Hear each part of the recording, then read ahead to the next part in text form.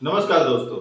आज हम बात करेंगे एईपीएस संचालकों के बारे में। एईपीएस संचालकों की जो मुश्किलें हैं वो दिन प्रतिदिन और बढ़ती जा रही है। बिजनेस ठप होता जा रहा है और इनकम बढ़ने की जगह पे अब अधिक से अधिक खर्चा और अधिक से अधिक फाउंडेशन जो एनपीसीआई बैंक और यूआईडीएआई द्वारा लगाए जा रहे हैं। तो आज हम बात करेंगे उस विषय में कि आगे क्या हम एईपीएस संचालकों की इनकम सस्टेन हो पाएगी, हम बिजनेस आगे कर पाएंगे या नहीं।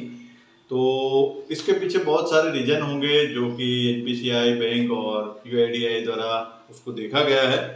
हालांकि बहुत सारे सिस्टम में अभी देखा जा रहा है कि सभी बैंकों द्वारा भी धीरे धीरे करके जो फिंगरप्रिंट है उसको डिसेबल कर दिया गया, यानी ईपीएस से हम विड्रॉ नहीं कर पाते और ग्राहक उतना एक्टिव नहीं है कि वो ब्रांच पर जाकर वापस से उसको एक्टिव करा सके, या तो कोई और स्टेट में रह चला गया है तो उसको अपनी होम ब्रांच से ही जाके कराना होगा। तो वो जब गांव जाएगा या अपने घर जाएगा तब जाके वो अपने ब्रांच से करा पाएगा।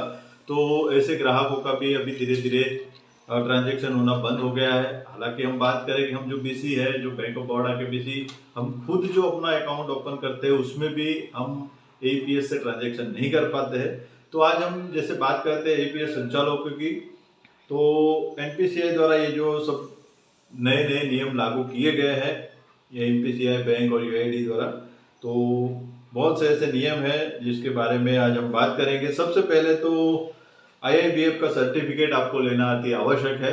तो आईआईबीएफ का सर्टिफिकेट बीसी में तो लागू ही था, सबको पहले ही एग्जाम देनी थी और उसको अपलोड करना था। तो एनपीसीआई द्वारा और बैंक द्वारा ये बात अभी आईआईबीएस सर्टिफिकेट जो है कंपलसरी कर दिया गया है। तो अभी तक आपने इस एग्जाम को पास नहीं किया है तो ये एग्जाम पास करना अति आवश्यक है और उसको आपको अपलोड करना होगा। तो ये 31 मार्च यानी 1 अप्रैल से लेके ये आपके ऊपर लागू किया जाएगा। 2 फैक्टर ऑथेंटिकेशन को लागू किया ही गया है और वो करना अति आवश्यक है। तो वो भी एक नियम हमारे ऊपर लगाया गया है। अगर आप पार्शियल अमाउंट विड्रॉ करते हैं, जैसे किसी का 10, 20, 50 रुपया, तो वो गैर कानूनी है, आप ऐसा मत करिए। क्योंकि बार बार ये जो नियम चेंज हो रहे हैं या जो भी शिकायतें हैं, इसके चलते ये सब सारे नियम लागू किए गए हैं और कंपनियों भी आपको भी बताना शुरू कर देगी कि ये गैर कानूनी है। अगर आप पकड़े जाते हो तो बैंक, एनपीसीआई या यूआईडीएआई द्वारा आपके ऊपर भारी जुर्माना या कोई ना कोई चार्ज लगा सकती है। तो इस चीज को आपको अति आवश्यक तरीके से आपको ये ध्यान में रखना है।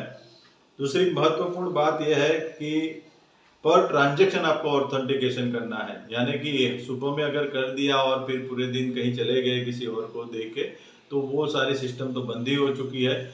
बैंक के जो भी बीसी है, चाहे किसी भी बैंक के बीसी है, उनमें तो सबसे पहले ये लागू ही था कि 2 फैक्टर ऑथेंटिकेशन करना ही था, लेकिन अब ये एईपीएस संचालकों के ऊपर भी लागू कर दिया गया है। तो ये महत्वपूर्ण 5-6 जो चीजें हैं वो आपको खास ध्यान में रखनी है। सबसे पहले तो आप अपना आईआईबीएफ का सर्टिफिकेट अवश्य ले लीजिए, आपके लिए काम की चीज है। अगर आप यहाँ नहीं तो बीसी के लिए अप्लाई करते तो भी एक आपको ये चीज काम लग सकती है। बीसी की बात करें तो बीसी में भी बहुत सारे नियम चेंज हो गए हैं। पहले हम रात को देर तक काम कर सकते हैं, लेकिन 1 अप्रैल से सभी बैंक ऑफ बड़ौदा के बीसीओ के ऊपर भी ये नियम लागू कर दिया गया है कि अब वो 8 से 8 ही काम कर पाएंगे, यानी सुबह 8 बजे से रात 8 बजे तक ही उनका सिस्टम चालू रहेगा। तो ये चीज आपको ध्यान में रखनी है। अब बात करते हैं L1 डिवाइस की। जो L1 डिवाइस है वो बैंक ऑफ बड़ौदा के बीसीओ के लिए तो कब से बैन हो चुका है। L0 डिवाइस, अब L1 डिवाइस ही वो काम करेगा। ऐसे ही अब एईपीएस संचालकों को भी L1 डिवाइस की आवश्यकता पड़ सकती है, यानी आपके जेब पे एक एक्स्ट्रा खर्चा लग सकता है जो कि 3 से 4 हजार रुपए में आ रहा है। तो आप ध्यान में रखें, अगर आपके पास अभी L10 डिवाइस पड़ा हुआ है तो 1 अप्रैल से उसको बंद कर दिया गया। हालांकि उसकी लिमिट 30 जून तक बढ़ा दी गई है। तो अगर आपका चालू है तो ये मत सोचिए कि कभी ये बंद नहीं होगा, लेकिन 30 जून तक आपको अपडेट करा लीजिए। अगर आपका पुराना L0 डिवाइस है तो उसको चेंज करके आपको L1 डिवाइस परचेज करना होगा। और ध्यान में रख के L1 डिवाइस ही परचेज करिए। L0 किसी के पास पुराना पड़ा है तो उसको यूज मत करिएगा। अब बात करते हैं 2 फैक्टर ऑथेंटिकेशन में जो चार्ज लगा है एईपीएस के लिए, ये सबसे ही बड़ी दुखद बात है, क्योंकि पर ट्रांजैक्शन आपको 0.94 यानी 1 रुपए जितना चार्ज आपके अकाउंट से काटा जाएगा, जो कि ये कहिए कि ये आपके ऊपर, आपकी जेब के ऊपर और आपकी आय के ऊपर एक खतरा है। क्योंकि पर ट्रांजेक्शन आपका फेल होता है अगर आपने किसी का विड्रॉ किया, बैलेंस इंक्वायरी किया, कुछ भी, तो अगर आपका वो फेल होता है, पास होता है, कुछ भी होता है, तो आपका 1 रुपया कटेगा। अगर दिन में मान लीजिए कि 100 ट्रांजेक्शन करते हैं तो 100 रुपये आपके गए। तो उसी हिसाब से आपको ये सब आपके ऊपर ये जो छठवां नियम जो थोपा गया है वो बहुत ही बुरी बात है। और ये एनपीसीआई बैंक और जो भी यूआईडीआई, जो भी गवर्नमेंट अथॉरिटीज़ है और कंपनियों को भी मिलकर ऊपर बात करनी चाहिए और इसको हटाना चाहिए, ताकि जो ईपीएस संचालक है उनकी आय बढ़ाने की बात करनी चाहिए, ना कि उनकी आय कम हो। और ये क्यों लगाया गया है इसका कोई भी रीज़न पता नहीं चल रहा है। हालांकि ग्राहक से हम कोई भी पैसा नहीं ले सकते, जो फिक्स रेम्यूनरेशन पहले से बंधा हुआ है, जो भी चार्जेस हमें मिलना है, जो भी कमीशन, उसके ऊपर कोई एक्स्ट्रा चार्ज नहीं ले सकते हैं। तो बहुत सारी चीज़ों के बर्डन है, तो आपको ये सब चीज़ें ध्यान में रखनी है। तो बात करते हैं एनपीसीआई, यूआईडीआई और बैंक की। तो बहुत सारे बैंक एनपीसीआई द्वारा जो ये नियम बनाए गए कि सबका जो ईपीएस था वो डिसेबल कर दिया गया, तो बहुत सारे बैंक जैसे यूनियन बैंक, एसबीआई, पीएनबी, बहुत सारे बैंकों ने अपने ग्राहकों का जो ईपीएस था वो बंद कर दिया है, जिसके चलते डिसेबल कर दिया। ग्राहक को जाके उसको पहले इनेबल कराना होगा और इनेबल होगा तभी वो हमारे सेंटर से करा पाएंगे। तो जो बाहर के ग्राहक थे जो ईपीएस से ही काम कर रहे थे, ईपीएस से विड्रॉ कर रहे थे या डिपॉजिट कर रहे थे, वो सब चीज़ों में दिक्कत होनी शुरू हो चुकी है। और खुद बीसी को भी अपने खाते खोले हुए खातों में भी इस तरह की दिक्कत आनी शुरू हो चुकी है। तो आप सभी से रिक्वेस्ट है कि अपना काम ध्यान से करिए और कोई एक्स्ट्रा चार्ज मत लीजिए। जो आप अपने ट्रांजेक्शन में 10, 20, 50 रुपए का जो ट्रांजेक्शन करते हैं उस चीज़ के ऊपर ही आपको ज़्यादा फोकस करना है कि अगर उस चीज़ में अगर आप पकड़े जाते हो तो बैंक या एनपीसीआई द्वारा आपके ऊपर भारी जुर्माना लगाया जा सकता है और डायरेक्ट एनपीसीआई को इसकी सूचना मिल जाएगी, ताकि आप जो भी ईपीएस संचालक है वो इस तरह का 10, 20, 50 रुपए का एक्स्ट्रा अमाउंट ना डाले और कस्टमर से कोई भी रुपया ना ले, क्योंकि कंप्लेन होने पर और आईएबीएफ का सर्टिफिकेट आपको अवश्य लेना है।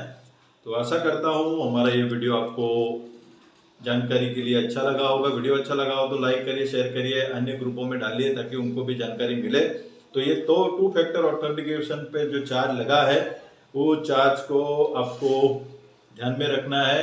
0.94 पैसा कटना शुरू हो जाएगा। अभी बहुत सारी कंपनियों द्वारा आपको नहीं बताया गया होगा, अगर आपकी कंपनी द्वारा, तो भी वो उसमें भी धीरे धीरे शुरू हो जाएगा। तो उस पर आपको ध्यान में रखना है। और दूसरी महत्वपूर्ण बात कि आपको 2 बार से ज़्यादा किसी का ट्रांजेक्शन नहीं करना है। अगर फेल हो जाता है तो, नहीं तो आपका 3 बार करेंगे और आपका आईडी जो है ब्लॉक हो जाएगा। तो या तो 24 घंटे के लिए उसको बंद कर दिया जाएगा, तो आपका एक लॉस हो सकता है। तो 2 बार लगातार अगर फेल जाता है तो कस्टमर का तीसरी बार ट्राई मत करिए। हो सके तो 10-15 ट्रांजेक्शन होने के बाद वापस एक बार ले सकते हैं। लेकिन बार बार अगर फेल आता है तो उनको बोलिए कि 24 घंटे बाद ही वापस आप ट्राई करिए। तो ये भी एक नियम जो लगाया गया है टू फेल्योर का, उसको भी एनपीसीआई द्वारा हटाना चाहिए, क्योंकि आज की तारीख में बहुत सारे ग्राहकों का एक बार में नहीं आता है। हालांकि चाहे वो ईपीएस से करते हो या बैंक के बीसी से करते हो, कहीं से भी हो, जो भी अपना फिंगरप्रिंट देते हैं, तो बीसी रिलेटेड उसमें भी यही आती है प्रॉब्लम। तो बीसी को भी अब ये बता दिया गया है, बैंक ऑफ बड़ौदा के बीसी को भी, कि 2 बार से अधिक अगर आप करते हो तो आपका भी आईडी जो है ब्लॉक कर दिया जाएगा। और बहुत सारे बीसी का इस तरह से 24 घंटे के लिए ब्लॉक हो चुका है। तो ये 1 अप्रैल के बाद ये एनपीसीआई, यूआईडीआई और बैंक द्वारा जो नए नए नियम लागू किए गए हैं ईपीएस संचालकों के लिए, बैंक के सीएसपी के लिए, तो इसको आपको ध्यान में रखना है। तो आशा करते हैं कि अधिक से अधिक, जल्द से जल्द ये बैंक, एनपीसीआई और जो यूआईडीआई है, ये जो 0.94% का जो चार्ज है उसको जल्द से जल्द खत्म करे, ताकि ईपीएस संचालकों की इनकम बढ़े। अगर ऐसे ही रहा तो धीरे धीरे करके, एक एक करके ईपीएस संचालक बंद होते जाएंगे। या तो अगर आप चाहो तो किसी भी बैंक का, अगर आपके क्षेत्र में कोई अच्छी बैंक है, उसके ग्राहक ज़्यादा है, तो उसका आप सीएसपी सेंटर भी अगर ले सकते हो, अप्लाई करना चाहो तो, ताकि आप वहाँ से भी एक इनकम जनरेट कर सकते हो। हालांकि कहीं पर भी आप काम करोगे कोई सैलरी तो मिलने वाली नहीं है। अगर आप कोई एक्स्ट्रा काम कर रहे हो, पहले से कोई आपका काम चालू है, कोई शॉप में कोई काम चालू है, तो आप लेंगे तो आपका एक्स्ट्रा इनकम बढ़ सकता है। बाकी अन्यथा इसी के ऊपर डिपेंड रहना मुश्किल है आज की महंगाई में, क्योंकि कोई भी बैंक हो वो अपने किसी भी बीसी को कोई सैलरी प्रोवाइड नहीं करती है। बीसी को जो भी काम करेंगे उसी के ऊपर उनका कमीशन मिलता है। तो मिलते हैं नए वीडियो में, तब तक के लिए धन्यवाद। वीडियो अच्छा लगा हो तो लाइक करिए, शेयर करिए।